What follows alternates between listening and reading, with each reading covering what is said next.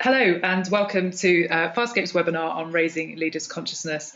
Thank you all very much for joining us so early on a Friday morning.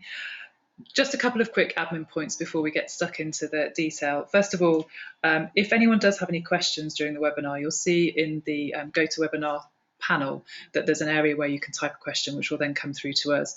We will be keeping an eye on those as we go through, and we'll then check whether we're going to cover those in the content, and we can then make sure that we answer those at the end if we haven't. Similarly, we have been through the questions that you sent in before the webinar and have used those when really considering what to include in the webinar today. So hopefully for those of you who did have specific questions, you'll find that they are covered as we go through. So to introduce you then to myself and my colleague, my name's Ruth Moody and I'm the Managing Director here at Farscape Development. I've been running Farscape for 11 years now, and certainly over that time we've become more and more interested in the subject of consciousness. For me, that journey that people go on to really understand themselves and the impact that they have is crucial to their effectiveness as leaders, and a lot of the research and work that we've done has been in and around this area. And I'm presenting today with my colleague Neil Kimberley, who's our commercial director here. Neil has just recently finished his Masters in Coaching and Behavioural Change at Henley, and particularly looking at coaching and really raising people's consciousness through things like coaching. So again, somebody who's really interested in this topic and has done a lot of research around it. So I'm now going to hand over to Neil, who will just talk you through some of the kind of key areas that we'll be covering today. Neil.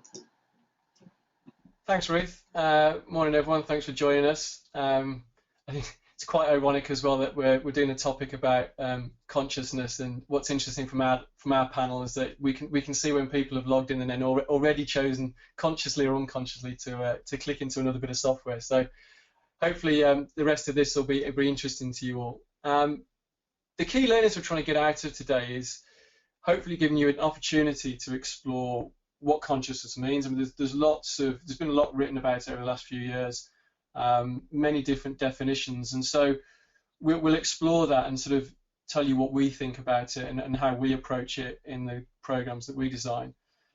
We're also then going to look at if this is an area of interest that you want to tackle with your leaders, and especially at senior level, is how do you approach it? How do you raise the topic? How do you get them to buy into it? And then how do you create a program that's really going to have an impact? And then also, when you are designing a program, what tools and techniques might you use? This whole area of self-awareness and consciousness is often an area that, in our experience, many senior leaders are quite resistant to. Gets labelled as the pink and fluffy stuff that we don't need to do. And so, how can you create a program that's really going to have impact? And an important part of that is making sure that you're using the right tools. And then hopefully, throughout the presentation, there'll be some resources, bits of research that we'll mention that will be useful to you, either in designing your own programs or thinking about sort of frameworks that you're developing in your own organisations. What we'll cover today then, so we'll look in more detail at the specific definitions of consciousness, and then, well, why bother? Why look at this? What are the tangible business benefits of developing frameworks and programs that tackle raising leaders' consciousness? And then looking at it from our perspective and our own philosophy and how to go about developing consciousness. And we'll look at those three areas there of personality, emotions, and values. We're acutely aware that all three of them are huge topics in their own right, and we could easily do a webinar on each of them. So our aim today will be to just sort of highlight some of the areas that we focus on when we're working with senior leaders, and our intention will be to come back to each of these areas in more detail on future webinars. And at the end, we'll pull it all together and hopefully give you some tangible takeaways that you can use after the webinar. Over to you, Ruth. Brilliant, thanks Neil.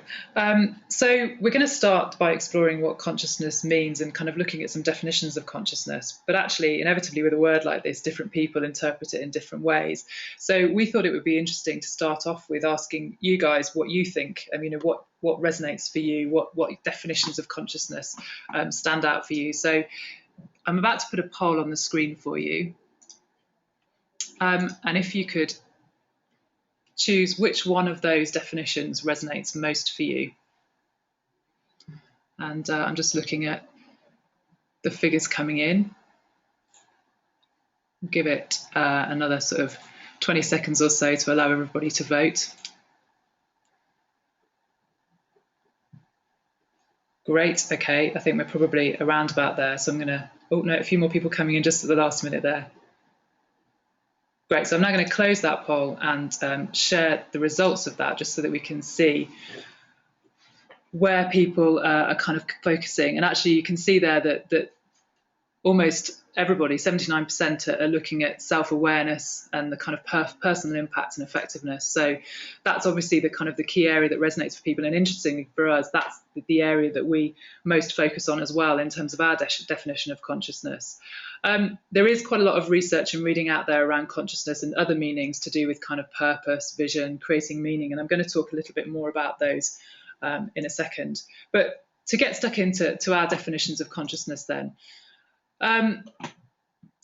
just moving on to our next slide. So for those of you who've attended one of our webinars before, you may remember that we introduced the underpinnings of how we work when we design and deliver development programs. And our philosophy, if you like, which is on the screen at the moment, is made up of 3 key areas. So consciousness, place, and reflective experience. So I can see that we've got another poll showing on the screen, I've just been told. So I'm just going to try and remove that. Sorry about this, bit of a technical issue. Nope, still showing. Let me see whether we can get rid of these. Okay, I'm not quite sure why everyone can still see the poll results because it's showing as closed on our screen.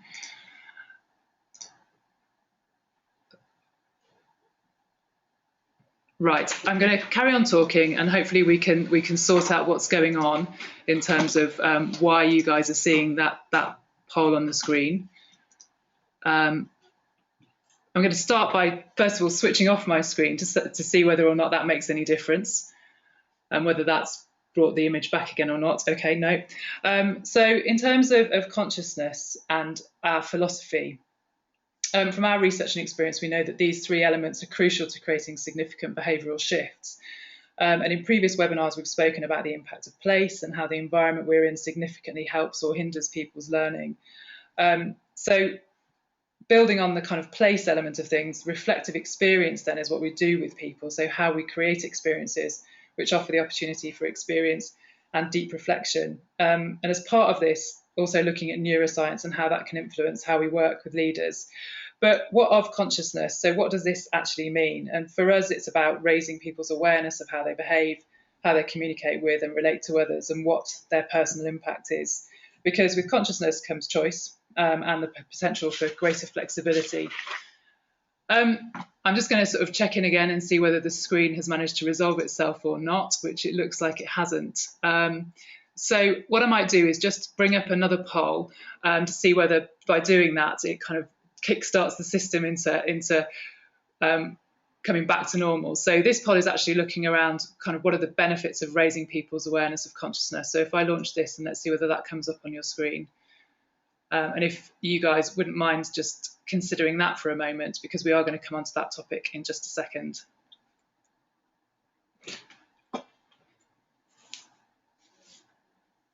Brilliant, thank you. I can see that people are voting. So sorry about this. I'm not quite sure why the software is not allowing us to come out of the poll. Right, we've got 76% people have voted now. Great, and it's going back up to 90%, fantastic. So I'm going to close that and just have a look at the screen now to see whether or not we can then move on to the next part of the presentation. Okay, so you can see the results there on the screen from that last poll. So what's the benefit of raising consciousness? What impact does that have in your organisation? And we can see that at the up top there, improved staff engagement is leading, and then driving cultural change following closely behind. And actually those are two of the key areas that we're going to be looking at today. So hopefully that will be useful to you guys. So let's see about hiding these results and see whether we can get back to our screen. Okay, so it's not looking as though our software is going to allow us to do this as we need it to. So I'm going to carry on just talking about the definitions of consciousness, and then when I hand back over to my colleague Neil, I will have a play with the software whilst he's speaking. So to help me explain what we mean by consciousness, I've used the conscious competence model. So some of you may be aware of that, which is unconscious competence, conscious competence, and then moving through to unconscious incompetence, conscious incompetence, and then moving through to conscious competence and unconscious competence. And what we know is we've seen so many organisations deliver training where they've assumed a level of knowledge or competence, and then the training isn't then effective. So raising people's consciousness is a critical first step on any programme of development, because the journey from unconscious to conscious can be difficult and a bit frightening for some. But we know that in the longer term, this will lead to much more effective leaders. And there are three key elements to our exploration of consciousness, which we're going to go into in more detail later on in the webinar. So firstly, our definition covers personality and helping people to understand how their own personality influences the way they approach interacting with people and making decisions. And there's lots of research around this and some really useful insights that we can share with you around this particular area. And then secondly, exploring people's values, beliefs and biases. So each of those three areas are distinct in their own right, but really helping to kind of raise people's consciousness of how these different elements really influence their intentions and behaviour, and crucially how this then impacts on others. And then thirdly, emotions, or emotional intelligence and literacy. So really helping leaders to explore how their emotions impact on their behaviours, and then expanding, as I say, their emotional literacy. So before we then go on to looking at the business benefits, I just wanted to say a word about other definitions of consciousness, because it came up in that poll at the start. So there's a lot of really good literature available about other definitions of consciousness, and what's really clear is that the other literature emphasises the importance of this kind of idea of a greater purpose and meaning. So moving away from organisations which are sort of purely profit focused, or profit being used as the motivator, and creating a real sense of possibility for the people who work in those organisations. And we would argue that without the raising of consciousness at that individual level that we describe, it's not really possible to create greater purpose and meaning, because it requires a level of self-awareness and openness to be able to engage with others in that way at all. So that's just giving you an overview of our definition of consciousness. I'm going to hand over to Neil whilst I now try to sort out what's showing on your screen. And I am sorry, everybody who is having the poll still showing. Neil. Thanks, Ruth. Yeah, I'm consciously aware now that this is going to be quite a difficult experience for some of you if you're not able to see some of the visuals that we've got on the screen, but I'll hope that Ruth can sort it out while I'm talking. The next bit we were going to go on to was to look at then, so if this topic around raising the self-awareness of leaders and making more conscious of their impact and their influence is important, what are the business benefits of that? And it's interesting, although we'd done this poll a bit early, that your results around improving staff engagement and driving cultural change were the top two, because that's exactly the two areas. There are 5 that we'd sort of come up with that are areas where we think there's a benefit when we run these programs with organisations that we work with. So in addition to engagement and improving those scores across the organisation and driving and supporting change, there's also then around helping leaders to use this conscious awareness to drive motivations both at an individual level for themselves, for individuals that they work alongside, whether that's peers, direct reports, or their own line managers, and similarly then the motivations of the teams they're in, and then obviously the wider organisation beyond that. The other area as well for us that came out of a white paper that we published about a month ago, which was looking specifically at the ROI of senior development programs, And one of the areas that came out strongly from the last CIPD L&D survey was around the problem that a lot of senior L&D leaders have with the perception of L&D at a senior level in the organisation often not being seen as the proactive tool that it can be to drive some of these change programs. And one of the things that we explored in that white paper was around possibly one of the reasons for that is that a lot of development programs that happen at senior level now tend to focus too much on content and less about development. So this idea that that learning and knowledge and skill is all content driven and is about sort of horizontal learning, whereas at senior level they've got that degree of technical expertise and experience hopefully, and so what we should be focusing on is more the vertical development, and that's through having a much sort of deeper look at their psychology around these three areas, and the business benefits that can bring, and hopefully raising then the profile of the benefit of L&D across the wider organisation. And then the final area was then around, there's a lot been written lately about the idea of organisations where the culture doesn't support creativity and innovation that's needed, and that's largely down to it, through its own sort of leadership, have created an organisation where there's higher degrees of stress, anxiety, even fear, and that not helping people on their journey as they're trying to be more creative. So those are the sort of 5 areas that we're going to try and cover. So if I go on to, this is going to be quite difficult for you to listen to now because I've got a load of things on the screen for you to see, although it looks like Ruth's getting there somewhere. So if we look at just the engagement benefits first of all, there's some really interesting statistics that came out of here we are, we're back, Psychological Type Bulletin. And I've just picked out there 3 of the key behaviour clusters that they looked at.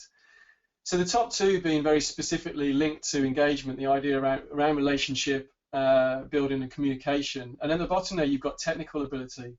And what they did was to use that to sort of map it onto the success factors of business leaders and their business roles.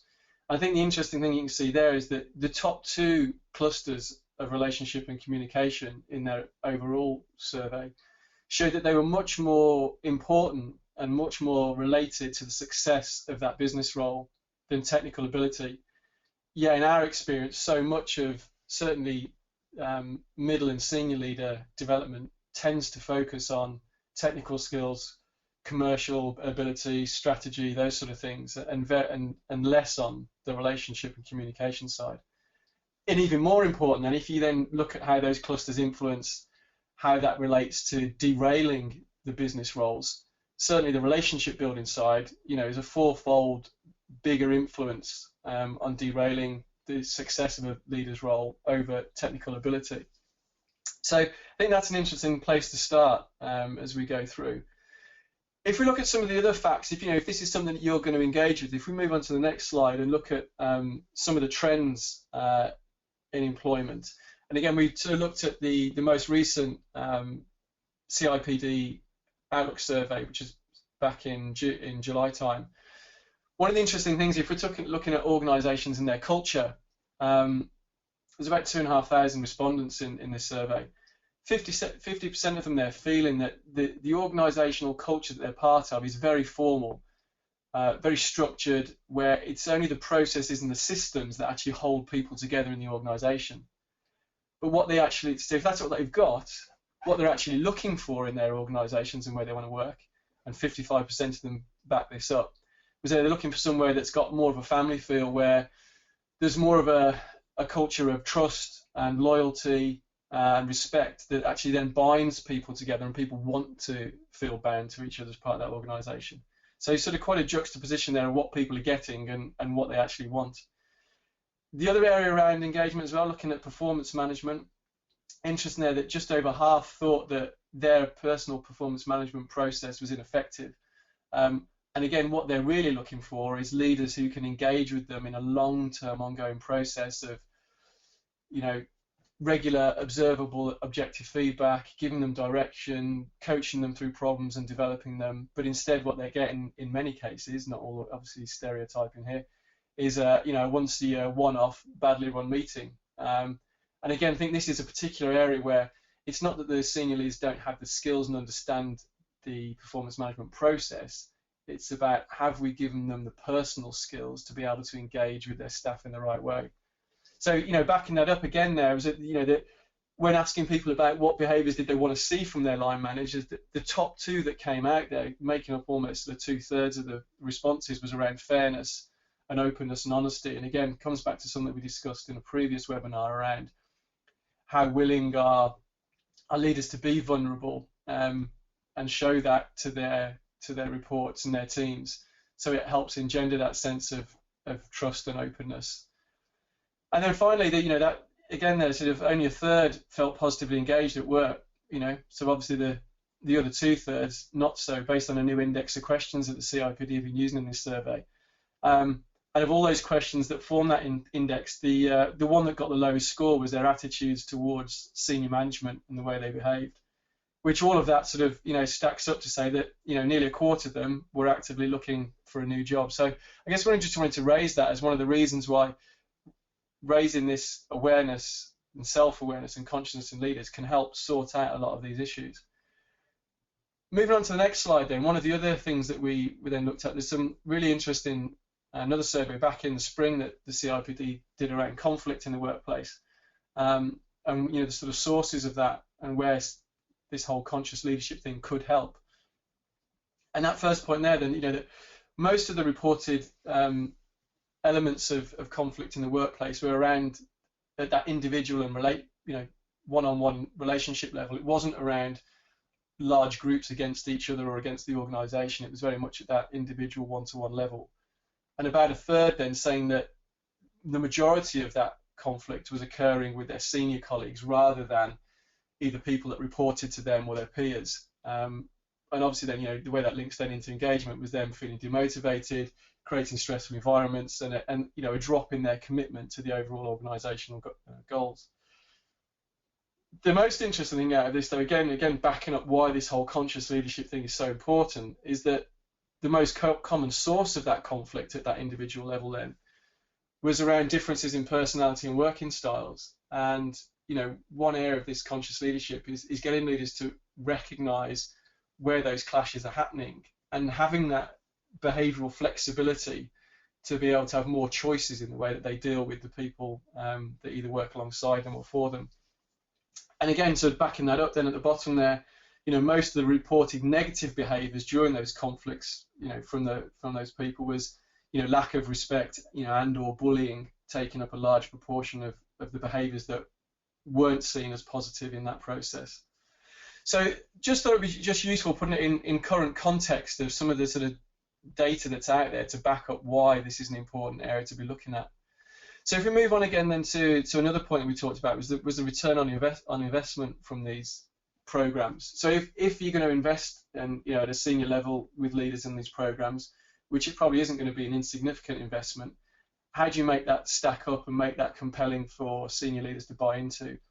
So again, just touching on the white paper that I mentioned earlier, one of the things we looked at in that was, you know, a lot of that might be down to their own personal experiences of L&D programs in the past, and if they've focused too heavily on the learning and content and skills and knowledge, you know, often leaders as they move up the ladder feel that, oh, you know, we don't need this anymore. You know, we've moved on.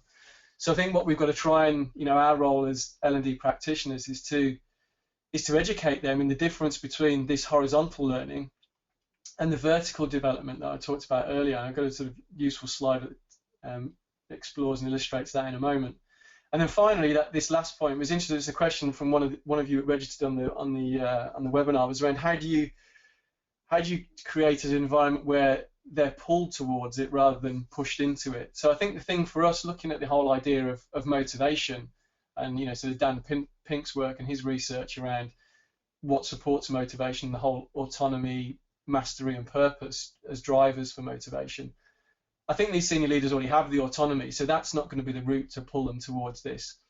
But I think given that hopefully they've reached the position they're in because they've mastered all the technical areas and knowledge areas of their role, hopefully, maybe part of our education is to identify to them that, you know, there's a big key area in the tasks of being a leader that you haven't mastered yet.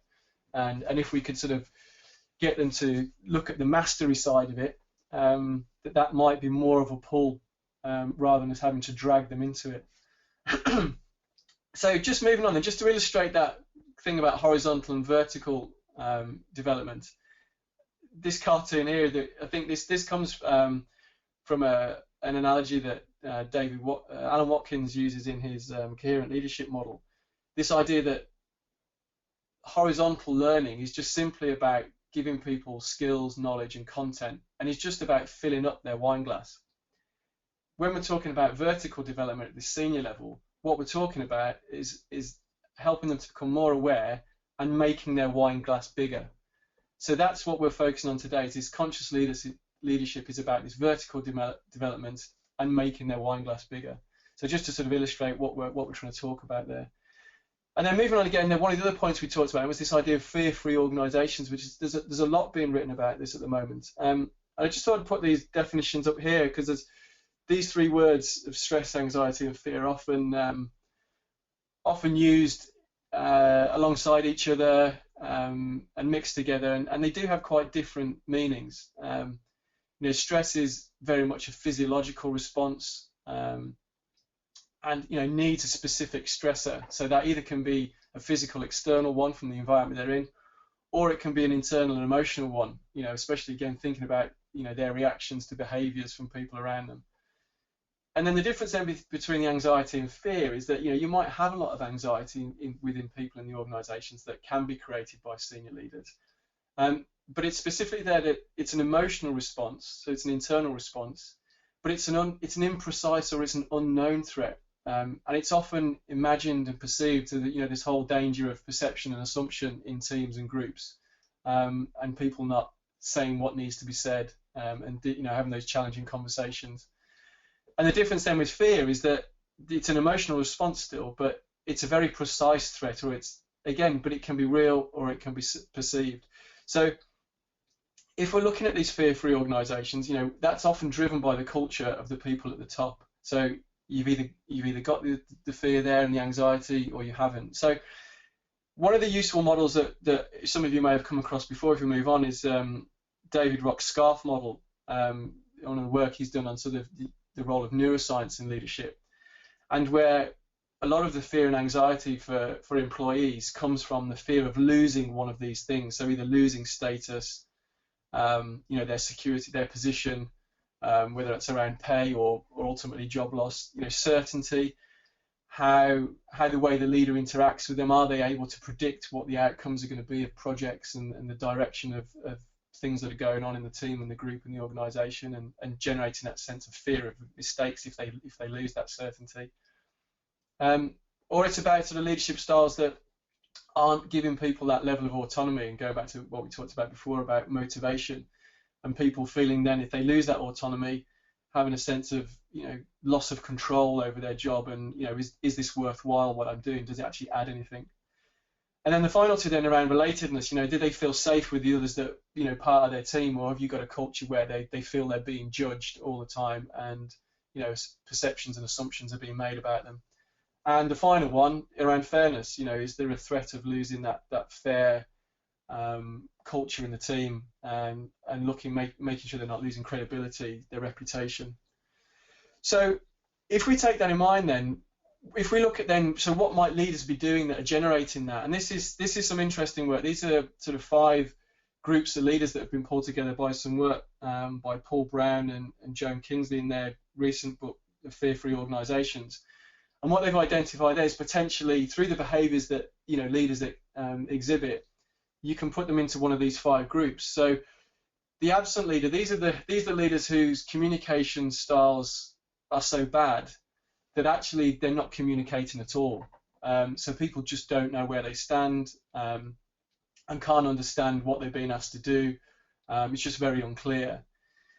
The ambiguous leaders are where their actual behaviours between different people, between different groups, between different teams are so inconsistent that again, the whole sense of trust disappears, because people aren't sure where they stand and aren't sure which way to go and how to behave in response.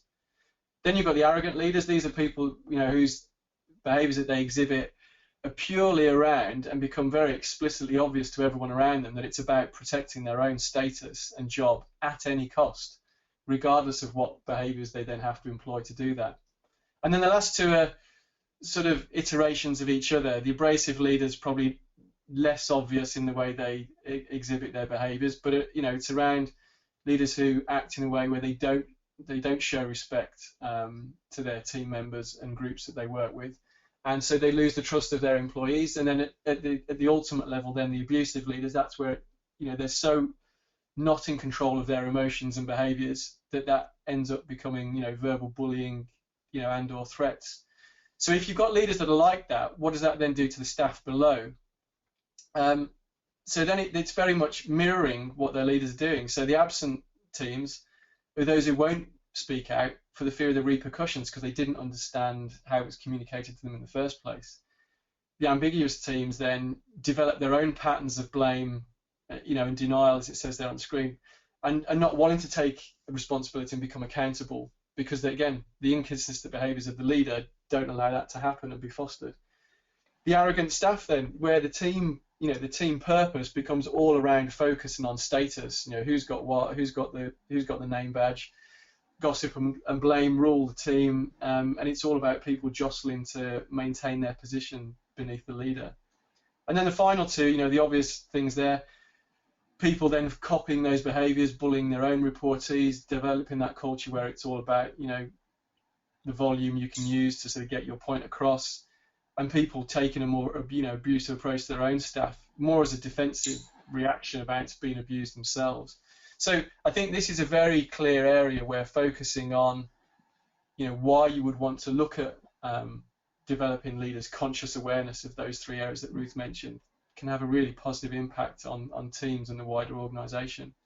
So that's why you do it. I'm going to hand over to Ruth now so we can start to look at, so if you were going to do it, how would you go about it? Thanks, Neil. So some really interesting information there about the impact of some of those kind of areas of consciousness around relationship building, communication, the emotional intelligence and literacy. And what we want to look at now is taking each of those three areas that we've defined as being the kind of key to consciousness, so personality, emotions, and then values, beliefs and biases, and look at how can you start to help people explore those different areas. And I'm going to start actually with the one which is probably the most nebulous because it's around values, beliefs and biases. And many people we find lead what we like to call an unexamined life. So they've not had the need or motivation to spend time exploring what these words actually mean to them. And I guess, first of all, bias, or indeed values and beliefs, that there's a danger, particularly with bias, that it can be viewed negatively. It has to be very sensitively approached so that it doesn't feel as though there's judgment or that people are being told off, but instead it's about creating that intrigue and interest and helping them to want to explore bias and understand what are the biases, good and bad, that exist in our lives and in our organisations, and how do they add to the way we work, how do they perhaps hinder the way we work. So I think that's crucial, is really thinking about the approach and making sure that it is about creating that desire, that motivation to want to know more, rather than feeling as though people are being told off. So, as I said, many people haven't actually spent a lot of time exploring what these words mean to them, and actually very few people, surprisingly, are actually able to articulate their values until they spend that time really reflecting. And I think also it's a tricky area because many people find it a very exposing place, because unlike personality and emotional intelligence, there's often a perception almost of greater judgment. So people sort of feeling like actually this is an area that someone's going to judge me for, and that concern about exposing themselves and sharing that sort of information. And also, I think linking into that, because all of our values, beliefs and biases are deeply held, they've come from our upbringing and our experiences, they are unique to us.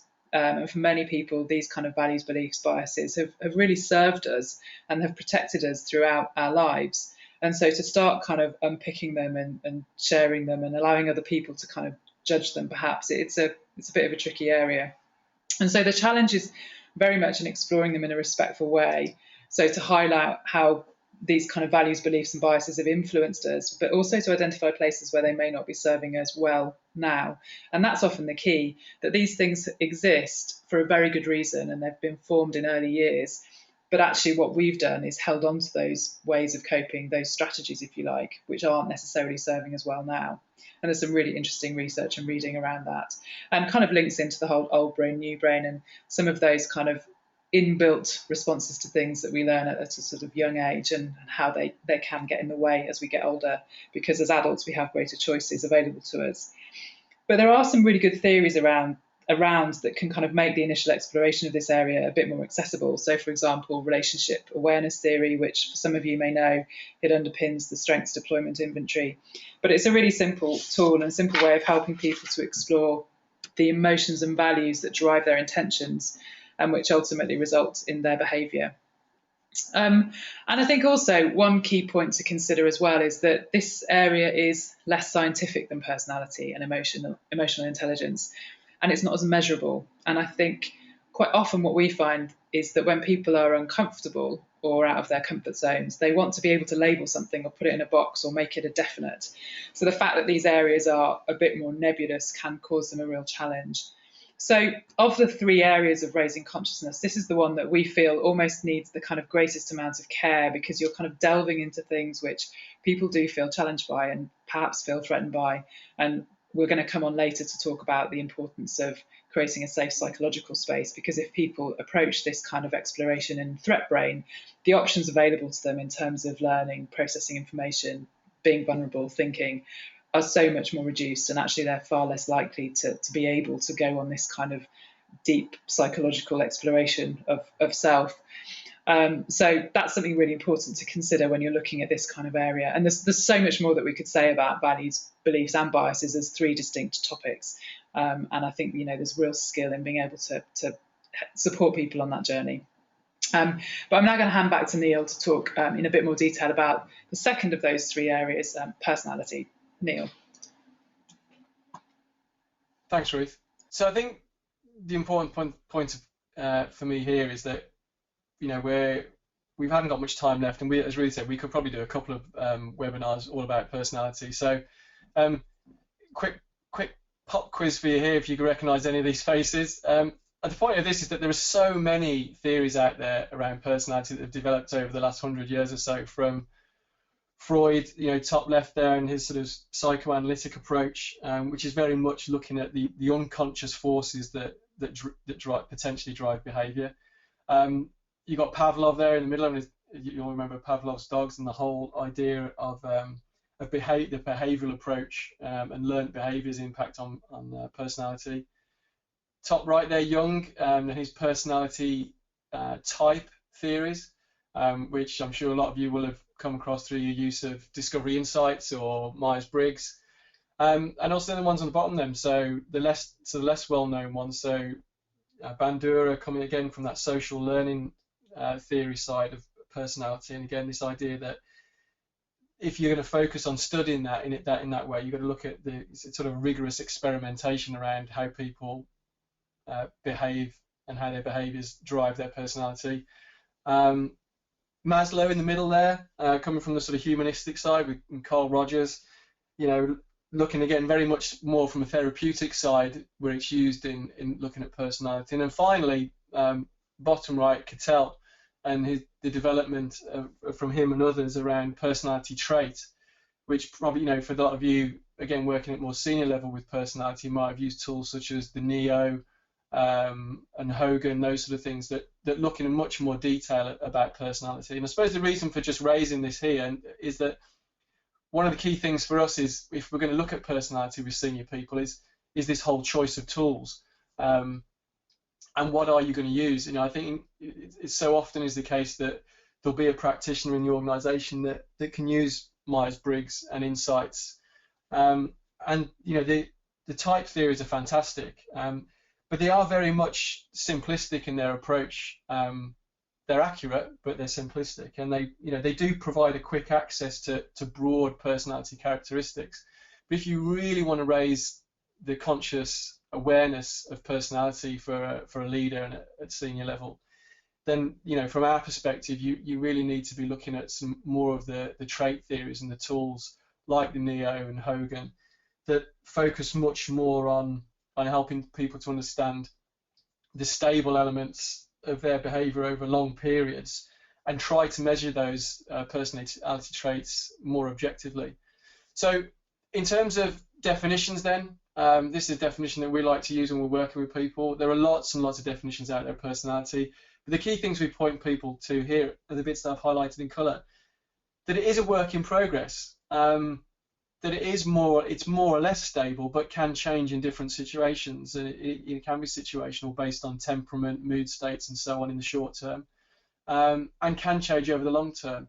It's also the fact that it's an internal factor, and the fact that other people can't observe personality. What we observe is the behaviours that are driven by those personality traits, and getting on people to understand the difference between the two.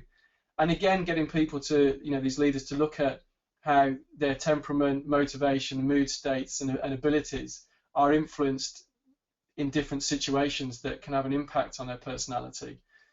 So with all that in mind, what we focus then on is, as I said, looking at the traits. So if we just move on and look at I'm sure many of you will have come across this model, the Big Five. So probably over the last 30 years, all that sort of psychological study of personality has sort of come together in sort of broad agreement around these 5 main areas that make up personality.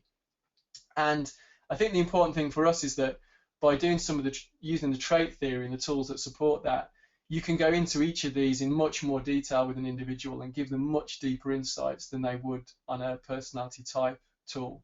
So for example, the NEO that we use very regularly with senior leaders, for each of these 5 domains here, there's another 6 personality facets that sit beneath them. So you're able then to explore with an individual 30 different elements of their personality, and rather than saying you are or you aren't, you can show them on a scale, on a spectrum of where for each of those facets they sit. So it can be a much more valuable and detailed tool to help them explore and then move on from that.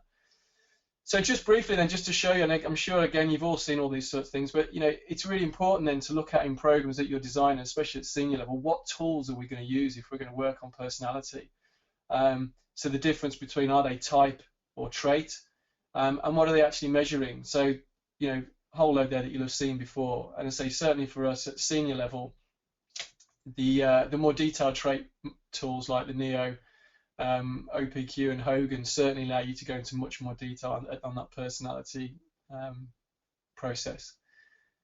Okay, if we move on to emotions then. I've put 2 words up there, two statements really, emotional intelligence and emotional literacy. Reason for that really being that, a lot's been spoken about emotional intelligence over the last sort of 20, 30 years, going back to sort of Daniel Goleman's work and people before him. And the reason that we've put emotional literacy on there, and that's the area that we focus more on with senior leaders, is that there's a lot of conflicting models and theories around emotional intelligence. There's the ability theory, which talks about people being able to process emotional information, whether that's how they perceive it, how they use emotions, how they understand it, how they manage it, or whether it's around there's a trait model, looking at behaviours and people's self-perception of their ability around areas of well-being, self-control, emotionality, and sociability, and then both of those then combine in that model that Daniel Goleman described of emotional intelligence. So I've got a quick sort of, for those of you that haven't studied that in detail, a quick model for you to see. So this is probably the most easily and popularly recognizable model of emotional intelligence, where people's emotional quotient was a mixture of those 5 things. I think the important thing to point out here is that there is lots of more recent research that talks about, is it actually an intelligence, or is it just about people's states and the way that they behave, and can you actually objectively measure it? So there's lots of sort of question around that, which is why then we move on to talking about emotional literacy. And interestingly, in a previous webinar, we touched on Alan Watkins' work and his integrated performance model, and the idea being that with leaders, if you're going to focus at this top, if this is the iceberg and the 2 bits above the water, if you're driving results and changing behaviours, you can't just focus at that behavioural level. You've got to go right down to the bottom and focus on their physiology, getting people to be aware of what's going on physically in their bodies, how that drives their emotions, how they notice those emotions as feelings, and how those feelings then impact on the way they think and therefore behave.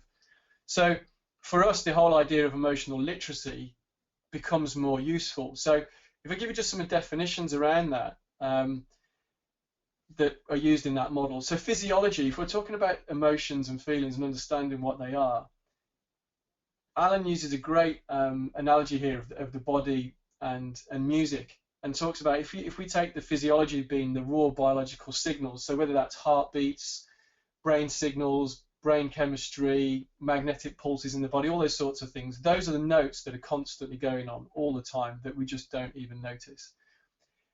The emotion then, if we're describing emotions, that's combining all that data together. So when all those notes and all those signals come together, they form a tune.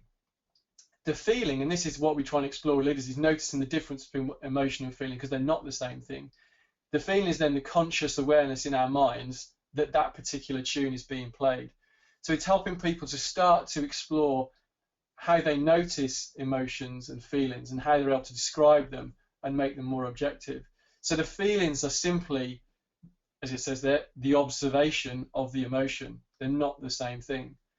And then moving on, and so how do we explore those people and give them, how do you give leaders a greater emotional literacy? So exploring, all the different words that are out there, which are positive, which are negative. That second bullet there is a really interesting fact. Whether you believe it or not is another thing. This came from some work that Daniel Goleman and the Dalai Lama did back in the early 2000s. Now, it may not be 34,000, but certainly what is fact is in the English language, in the dictionary, there are probably about 3,500 words that describe feelings and emotions.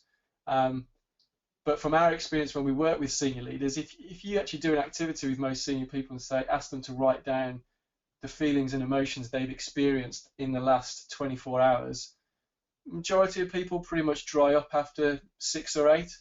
So what we're trying to work on with leaders in this area is being more aware of, one, that those emotions are going on and recognizing what those feelings are, and then how that impacts them. So again, giving them some of the ideas of how those emotions come about is exploring this idea of primary and secondary. So again, the probably last 30 years, there's been a lot of research around, are there basic emotions? And most of it pretty much agrees on the 6 on the left-hand side, the primary emotions. And then all the other emotions that we feel are then combinations of those. So the idea that, like primary colours that you mix together, you then get the secondary emotions. And more recent research last year, has shown that from Glasgow University, really interesting study looking at the sort of 42 facial muscles and the combinations of facial expressions that we can display that have a combination, I think something like sort of 7,000 different facial expressions. So it's just raising people's awareness that there are more than just these 6 on the left, and we need to explore that in more detail to be able to then use that, one, for ourselves to be more aware of what we're doing, be more empathetic to the people around us and notice what emotions and feelings they're going through, and then how we can behave differently to support them through that process. So, as I say, huge area that we can't cover today, so I'm going to leave that there for now, and then I'll hand over to Ruth to sort of round us off for today's webinar. Brilliant, thanks Neil. I think interestingly, just picking up on that last point there, some of you may have seen the latest Pixar film called Inside Out, which actually looks at those emotions that we have inside and is a kind of really simple and quite sweet way of looking at the different emotions we all experience and the roles that each of those play. So if you haven't seen it and anyone wants to have that experience, then do go and have a look. So the final point really is around kind of picking up on some of the stuff that we talked about earlier, about the fact that actually for many leaders, this deep exploration of self can be a really challenging and uncomfortable place. And it really does need careful facilitation by a skilled practitioner. And it's also something that really can't be done in an afternoon. It requires commitment to a longer term journey. Because as I'm sure you can all imagine, if you got your leaders together and then immediately expected them to start delving around in some of these areas to do with their beliefs and biases, to do with their personality and their emotions, actually they would rightly be saying, on your bike, I'm not going to do that, because they won't be in a kind of safe psychological space to be willing to go on that journey. So we've spent some time considering the state that we need to help people achieve in order for them to be able to explore consciousness in the ways that we've described. And the first point is around curiosity. So having an inquiring mind is really key to exploring self. And I think that willingness to ask questions, to challenge and to be curious rather than defensive. So we spend a lot of time up front really exploring curiosity and helping leaders to understand that actually it's really okay to be curious and to just notice without judgment things that are going on inside them, rather than allowing that kind of inner critic voice that we all have to get louder and louder, which eventually leads us to a kind of shutting down or being defensive. And then linking quite closely to that is the idea of compassion and kindness, both to yourself and to other people. Because inevitably in this kind of journey or exploration, if we discover things about ourselves that we don't feel are positive, then it's really easy to be judgmental, because, well, we are our biggest critics, and that inner critic voice gets louder and louder. And the only way we can counter that loud inner critic is really by developing a compassionate voice and a compassionate mindset, because otherwise, again, as I said, we'll shut down and it'll feel just generally too threatening. So those are kind of key areas that we need to focus on helping leaders to learn before we can actually start to go on the journey of exploring consciousness. Being vulnerable is critical. So if leaders can't be vulnerable, they won't change, and they certainly won't ask for help because it will be too frightening. So time needs to be taken to create that kind of environment. And in one of our previous webinars, we've looked at the kind of the subject of place and environment, and how you can go about using the environment that you're in to create that safe psychological space. I think being adaptive, so adapting learning styles to suit the people who are learning, combining different approaches, it just kind of means that people have different insights from different experiences.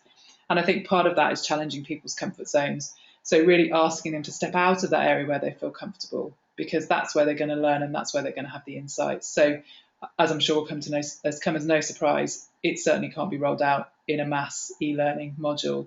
This is sensitive stuff that needs to be done carefully, face-to-face over time. And then presence and focus, they're terms that are bandied around a lot at the moment and kind of link into mindfulness, but essentially that idea that the permanent connection of business life now, for many leaders, it's 24/7, and they do things like this. Development is fitted in around other things, and it means that they're distracted and they're really not engaged in the process. So helping leaders to disconnect and be in the moment, be present and be focused is crucial, because again, otherwise it's not going to work. So if we move on then to kind of drawing together the final conclusions before we see if any questions have come up. We started off by saying that raising consciousness has to be the start of any developmental journey. So if I make reference back to that conscious competence learning model, so actually making sure that you invest the time in moving people from unconscious to conscious, because if you don't do that, the time that you then spend and the money that you invest will be wasted, because unless you have people in a place where they're willing and open to exploration, which you can then go on to build upon, it's going to kind of fall on deaf ears and people will carry on doing what they've always done. And then one of the key questions that came in from a number of people was around delivering cultural and organisational change, and that kind of the subject of consciousness around that. And what we know is that you have to start at the top, because actually what we find is that those senior leaders who role model behaviours, they also have their own sets, obviously, of beliefs, values, biases that kind of implicitly start to influence the values of the organisation. And there are unspoken beliefs and unspoken biases. And all of those things will impact on how the system works and how the organisation behaves and treats people. And so to deliver that kind of change, whether it's behavioural, cultural, organisational, however you want to label it, it's got to start at the top. And so that then comes back to that point around, well, how do you engage those most senior leaders in this kind of exploration? Because for a lot of them, there's a sense of, well, I don't need this. I've got to where I've got to without having done this. And so L&D practitioners in the business have to work hard to find the catalyst for creating this kind of openness to this sort of journey. And it'll be different in every business. But certainly it's then about that mastery piece, I think, rather than kind of pushing people to do it, finding the pull, finding the thing that's going to make them want to know more, want to explore, that sense of kind of mastery over something. And then it inevitably takes time. You have to build the right environment before you can ask people to go on this kind of exploration, and to examine themselves in this way. So it isn't possible to do it in an afternoon. And I think anybody who sets out to try and do it in a quick time is going to be sadly disappointed. And I think in future webinars, well, in past webinars, we've looked at place and that element of this. In future webinars, we're going to go on to explore some of those three areas of consciousness in a little more detail, and also fit the last piece of the jigsaw together, which is around reflective experience and how that plays into helping people to explore consciousness. But for now, I think we are coming up to 54 minutes, so we've probably got time for a couple of questions, and I'm just going to check and see what's come in. Neil, there's a question here, just going back to the facts and figures on derailment and success for the business impact. Do you know, in terms of that research, does it change for different industries, or is actually that kind of the measure of relationship awareness and communication true across all industries? That specific piece of research was across all industries, so I wouldn't say that it's definitive evidence. I think it was just more of a useful thing to look at and start to discuss how is that in your industry, and a way of exploring. So yeah, I mean, it wasn't a huge in-depth piece of research across all industries, and it certainly wasn't specific to one. But I'd imagine from our experience of working in different industries, there are going to be those where technical ability probably is higher. Whether it ever gets to the point where it then outweighs the relational and communicational styles, I don't know. I guess, I mean, our experience of working across lots of different industries, as important as the technical side is, I've yet to come across an example where it was more important than the behavioural side in terms of how it can be a derailer. But yeah. That's not to say there aren't industries out there where that is the case.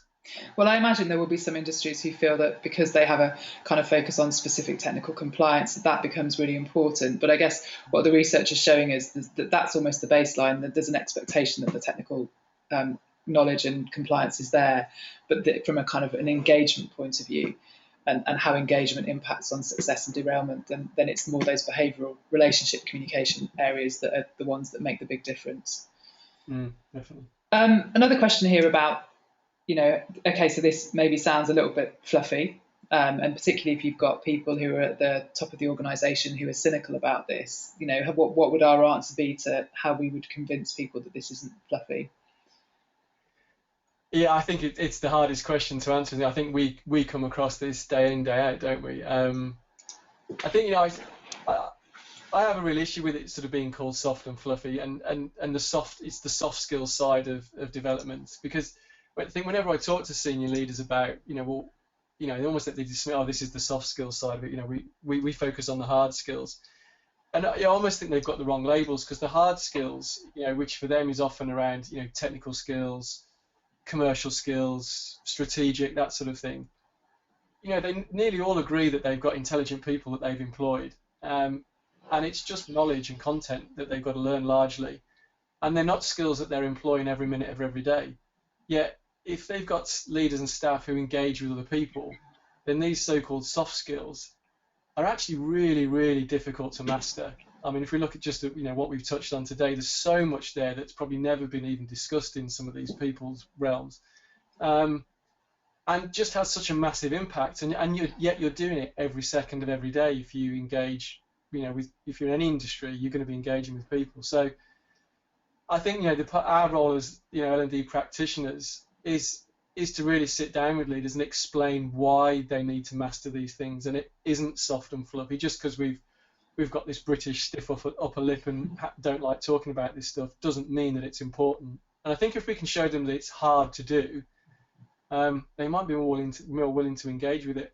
And another question here that's come in is around, if we raise consciousness realistically, how many people actually change significantly? And I think from our experience, this journey is such a personal one, and it inevitably delivers business outcomes. But what we find is that for anyone who is willing to engage in that kind of quite vulnerable place of looking at themselves, they will often have some really significant insights about themselves that are life-changing.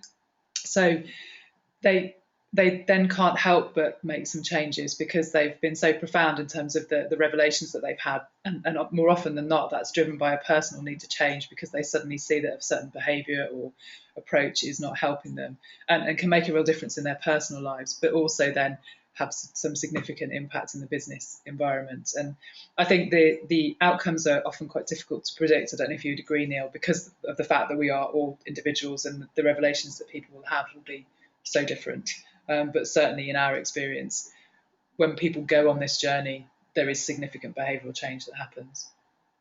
Yeah, I definitely agree with that. I think the other thing for me that, again, just looking from our own experience and working on programs and going back to the point we made earlier about, it's often, if the culture doesn't allow these insights to be embedded, that stops people changing. And that's why, it's so frustrating both for us and I guess for a lot of sort of L&D practitioners in building in businesses and leaders, where it'll be the board or the exec that say, "Oh no, we don't need this," so start with the layer below, and almost every single time the layer below will have those insights, and the feedback we'll get from them is, "Well, this is fantastic, but the culture in the organisation doesn't allow us to now embed these."